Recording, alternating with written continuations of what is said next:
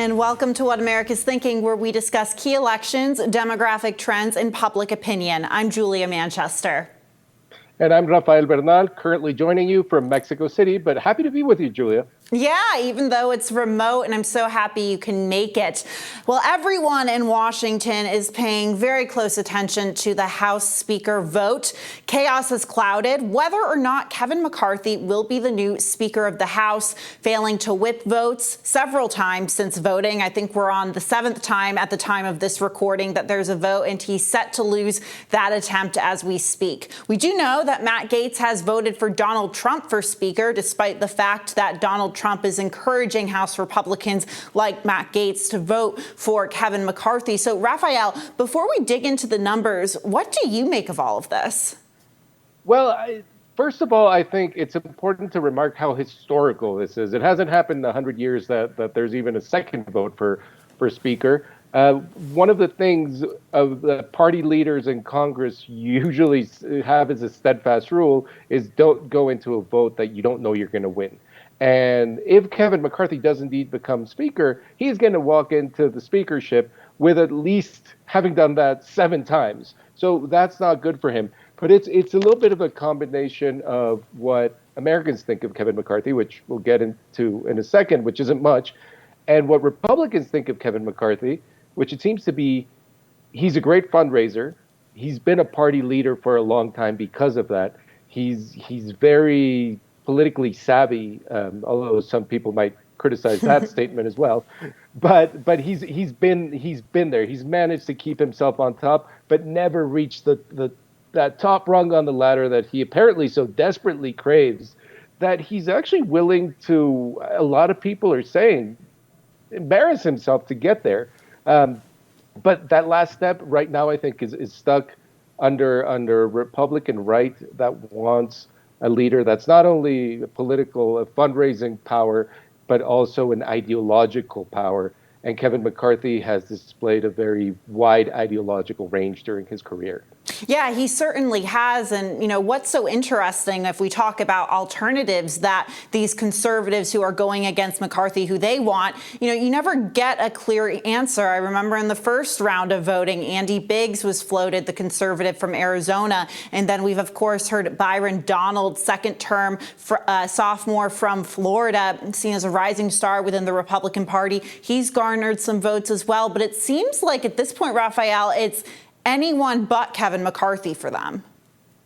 It does seem that way. It seems they want to embarrass Kevin McCarthy. They want to show their power. And one way to show their power is to basically have a veto in choosing the next speaker. That is the power that few groups in this country wield, and there's certainly few subsets of any party within the House of Representatives. I suspect part of the reason no alternative candidates with a realistic chance have popped up is because they know it's dangerous to do so. If Jim Jordan were to do it, if Steve Scalise were to do it, if even Elise Stefanik were to do it, they would be seen as betraying Kevin McCarthy, and they might lose the trust of the 200 or so Republicans who have voted for Kevin McCarthy throughout these votes. So it's really a complicated power dynamic. Democrats have it relatively easy. All they have to do is show unity, and they have no reason. That seems to be their best strategy. They have no reason to falter from that. So really, it's up to Republicans to change the game. And I think the people voting against Kevin McCarthy, their bet is for Kevin McCarthy to leave. That's the change that needs to happen for a negotiation to prosper.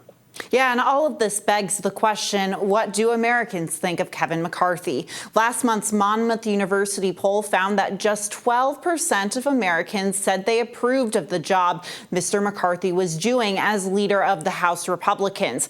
It's also important to note that the Monmouth poll found that more than half of Americans, some 54%, had no opinion of McCarthy's leadership, a far higher share than those who said so of any other congressional leader leader, even among Republicans. Only half offered a rating of McCarthy, with 29% saying they approved of his job performance and 20% disapproving. Raphael, we know that when you look at the congressional, the ratings of these congressional leaders and approval ratings and such, a lot of times they're very low because you have Americans and respondents voting on the job of Congress as a whole. But you also have the question of, do a lot of average Americans, outside of Washington, D.C., outside of politics, are they paying attention to Kevin McCarthy's every move, or, Hakeem Jeffries' every move, for example? What do you make of all of this?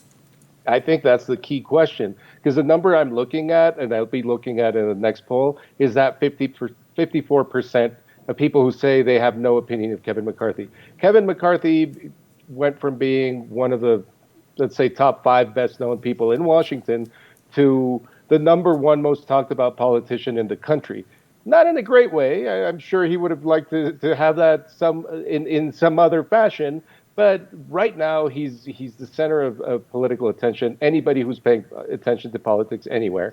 And I mean, if name recognition is the first step towards success in politics, well, Kevin McCarthy's got a lot of name recognition now. But will that favorability come with that name recognition? Will we still see Republicans say liking him just because he's a Republican? We'll only know the answer to these questions in the next poll, but it's really hard to make bets on anything other than Kevin McCarthy, at least for now. It might be his 15 minutes in a national sense, but at least for now is a household name. Well, and it's not only 15 minutes for Kevin McCarthy, but we are seeing figures like Matt Gaetz, Lauren Boebert, Chip Roy getting more publicity. We know that particularly Gaetz and Boebert get a lot of publicity because they're so bombastic. They go against the mold so much. But what do you think this does to their approval ratings? Because I'm sure there are a lot of hardcore conservatives who are skeptical of McCarthy or even Mitch McConnell who would say, look, this is what they should be doing. But at the same time, they're blocking the business of the chamber right now. Congress is ineffective at this point until they get a speaker. I mean, what do you think is going to be the response to that? Well, in the political environment we've lived in the past at least 5 years, I would be surprised if there's not a very divided reaction to this sort of blockage. There will be those voters on the right who will agree with what they're doing, who will say, no, unless we get the ideological speaker that we voted for as Republicans, as right-wing conservative voters, there's no point in having control of the chamber. There will be those who agree with that. Of course, anybody who's voted Democrat is likely to just have their positions on people like Boebert and Gaetz reinforced. And elections have really become a question of are there more people on one side or the other, under one party or the other? But I think the variable here with Republican infighting is, will this division between Republicans make electoral waves? It didn't in the last few elections. Republicans were divided. Democrats were also divided in certain ways, but people generally voted for their side, and they become turnout elections because of that. But is there a limit? Is there a point? Right now we're focusing on Republicans. They're the ones in disarray for once, but is there a point where more centrist Republicans prefer to vote for Democrats? Well, I mean, we don't know. Yep. And President Trump himself has blamed pro-lifers for Team Red's less than exciting performance at the midterms. A recent 538 Ipsos poll found that 57% of Republican voters were surprised at the outcome of the midterm election results. Raphael, do you think this has anything to do with what's happening with McCarthy? Well, I mean, anything that happens within the Republican Party has to do with President Trump and his statements. But it has become sort of a bit of a twilight zone where, Trump tells his most staunch supporters, you should vote for Kevin McCarthy. And his most staunch supporters, they're like, no, he doesn't really mean that. And, and today, Matt Gaetz nominated Trump as speaker. It seems almost a meta level of trolling that I could not have imagined.